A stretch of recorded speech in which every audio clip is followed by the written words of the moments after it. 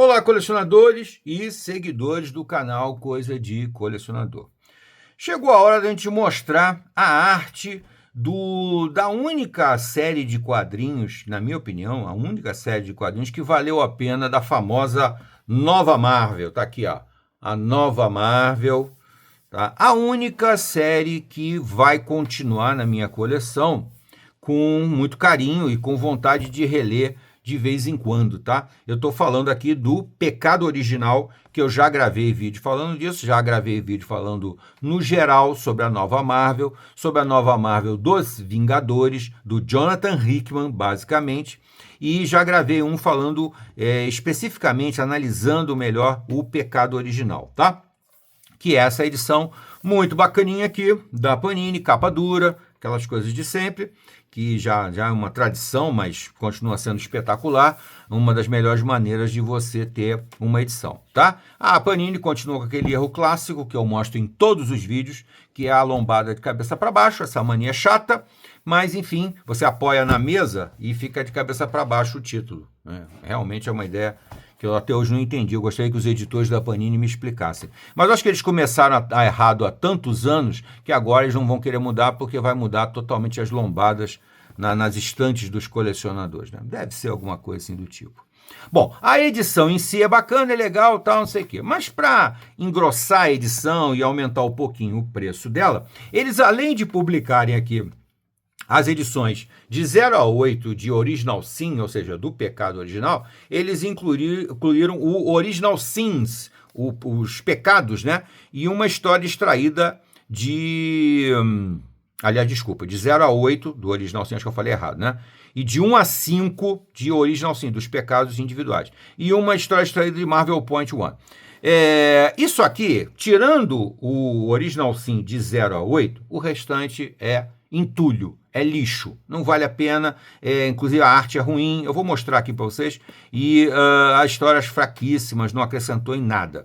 Mas a história original, como eu já falei em outros vídeos, é sensacional, é uma ampliação ou um detalhamento de uma ideia que nasceu, eu acho que com o Brian Michael Bendis, quando criou Illuminati, os Illuminati, que seria um grupo, né, de seres cabeçudos, super inteligentes, super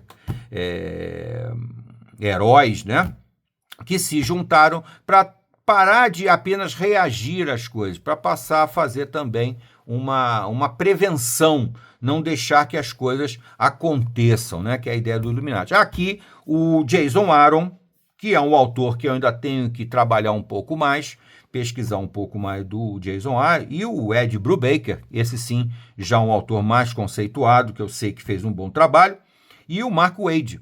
Os três aqui se juntaram para criar o Pecado Original, que é uma história genial de alguém que vive no limite, na barreira da primeira defesa da humanidade do planeta Terra, tá? Ele vai entrar nesse mérito aí e vai fazer um trabalho bem legal mesmo. Na arte aqui, eu tenho que destacar a arte espetacular aqui do Mike Deodato Jr., do brasileiro Mike Deodato Jr., que está no auge da capacidade artística dele. Não sei se ele ainda pode melhorar, né? Lógico, né? A gente sempre pode melhorar. Mas eu acho que aqui ele já estava com uma escola de arte bem definida e fazendo um trabalho sensacional, tá? Como colecionador, eu costumo guardar a nota de compra dentro da edição, tá, gente? Porque facilita na hora se eu quiser me desfazer ou se eu quiser ver alguma coisa. Bom, tá aqui, abertura, Pecado Original, Pecados Originais, né? Que são as histórias que estão aqui. No Pecado Original, já falei, Jason Aaron, Ed Brubaker, que eu acho até que... E o Mark Waid, que é um outro autor que eu respeito muito. Tem um trabalho, tem uma bagagem cultural muito boa, tá? E no Original Sin, Pecado Original mesmo, você vai ter basicamente o Jason Aaron e o Mark Waid. Nos desenhos, Mike Deodato Jr., que é o mais importante, né, fazendo a arte. E realmente está espetacular. Essa parte aqui de baixo, nem vou perder meu tempo, porque eu acho que isso aqui foi encheção de livro. Não havia necessidade de publicar isso, não.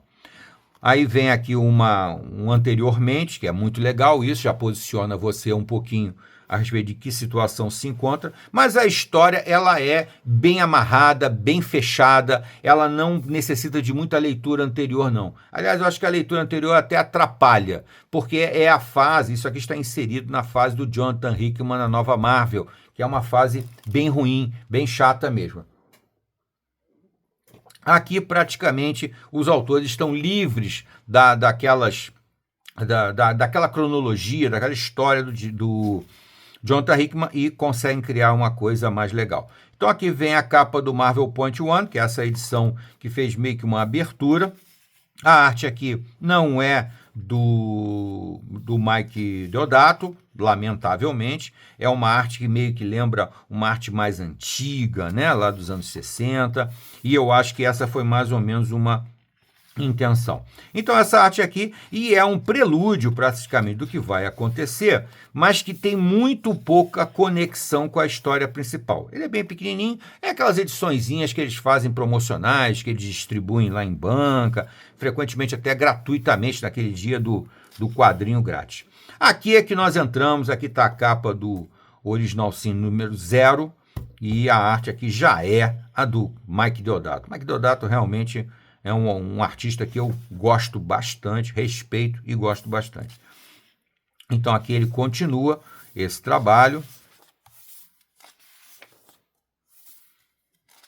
E é uma historinha curta do Nova, do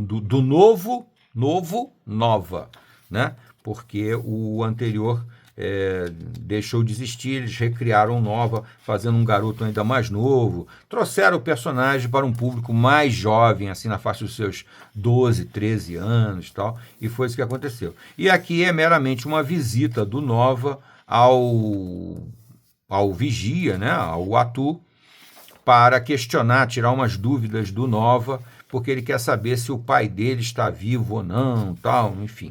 E aí ele vai perguntar isso ao Vigia, porque o Vigia sabe tudo, viu tudo até hoje.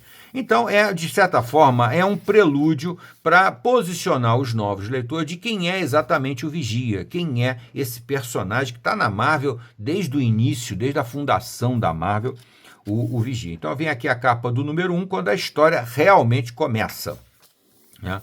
E aí a arte desse menino, do Mike Deodato, se supera e é impressionante mesmo, tá? Impressionante mesmo. E é uma arte que, na minha opinião, tem muita personalidade hoje em dia. Eu não gosto muito desses adjetivos, personalidade, essas coisas, mas eu acho que nesse caso ele até se aplica. O que eu quero dizer com personalidade é que ele não está copiando o traço de ninguém que eu conheça, tá?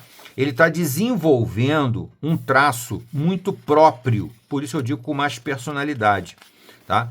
Apesar de não gostar dessas palavras aí com essa aplicação.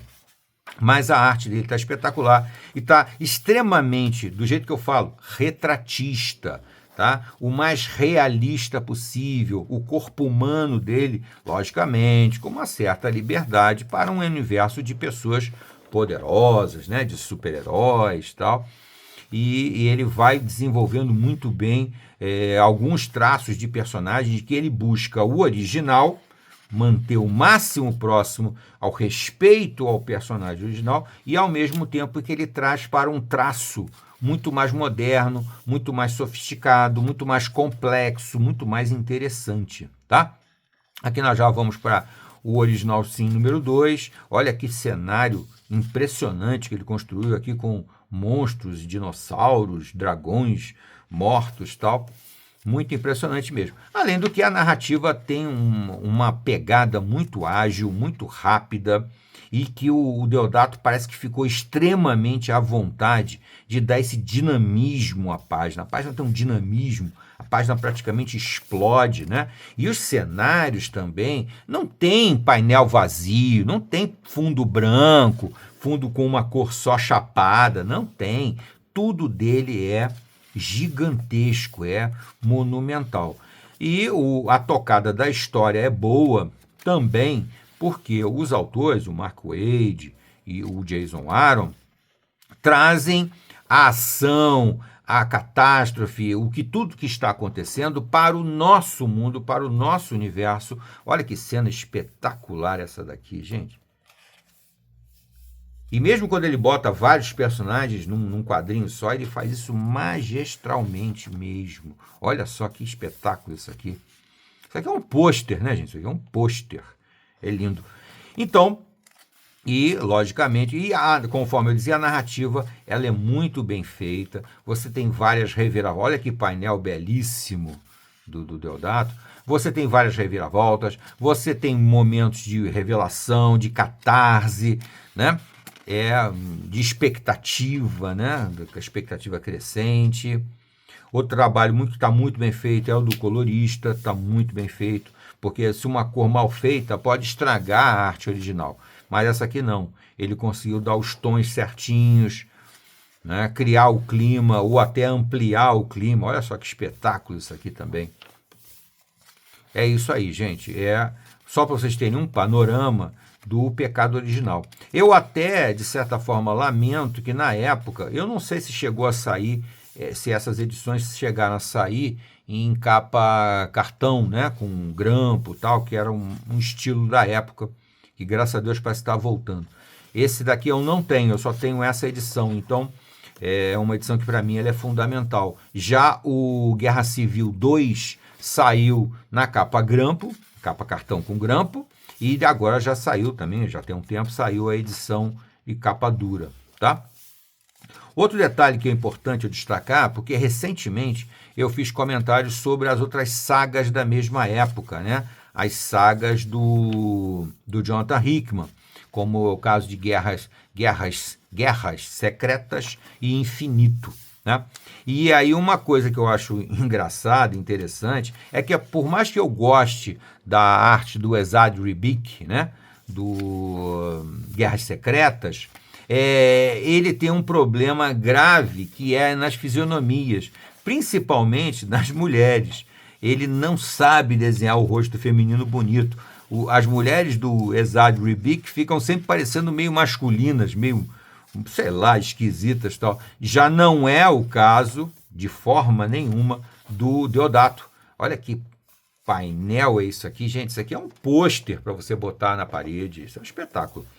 E outra coisa que ele usa, esse recurso de recortar em quadrinhos uma única imagem, né? Não é uma coisa nova, eu sei que não é.